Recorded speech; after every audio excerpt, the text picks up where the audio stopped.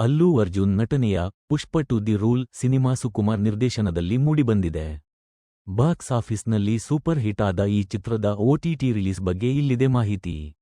ಅಲ್ಲೂ ಅರ್ಜುನ್ ನಟನೆಯ Pushpa two the rule cinema Sukumar ನಿರ್ದೇಶನದಲ್ಲಿ ಮೂಡಿಬಂದಿದೆ.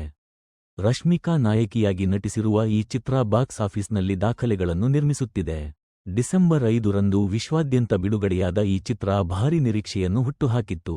2021ರಲ್ಲಿ ಬಿಡುಗಡೆಯಾದ ಪುಷ್ಪ ದಿ ರೈಸ್ ಚಿತ್ರದ ಮುಂದುವರಿದ ಭಾಗ ಪುಷ್ಪ ಟು ದಿ ರೂಲ್ ಮೈತ್ರಿ ಮೂವಿ ಮೇಕರ್ಸ್ ಬ್ಯಾನರ್ನಲ್ಲಿ ನಿರ್ಮಾಣವಾಗಿದೆ. ಫಹಾದ್ ಫಾಸಿಲ್, ಅನಸೂಯ, ಸುನೀಲ್, ಜಗಪತಿ ಬಾಬು ಪ್ರಮುಖ ಪಾತ್ರಗಳಲ್ಲಿ ನಟಿಸಿದ್ದಾರೆ. OTT ರಿಲೀಸ್ ಬಗ್ಗೆ ಹೇಳುವುದಾದರೆ, ಪುಷ್ಪ ಟು ದಿ ರೂಲ್ ಚಿತ್ರವು ಜನಪ್ರಿಯ OTT ವೇದಿಕೆ ನೆಟ್ಫ್ಲಿಕ್ಸ್ನಲ್ಲಿ ಮುಂದಿನ ವರ್ಷ ಅಂದರೆ 2025ರ ಜನವರಿ 9ರಂದು ಸ್ಟ್ರೀಮಿಂಗ್ ಆಗಲಿದೆ ಎಂದು ತಿಳಿದುಬಂದಿದೆ. ಈ ಚಿತ್ರದ OTT ಹಕ್ಕುಗಳನ್ನು ನೆಟ್ಫ್ಲಿಕ್ಸ್ ಖರೀದಿಸಿದೆ.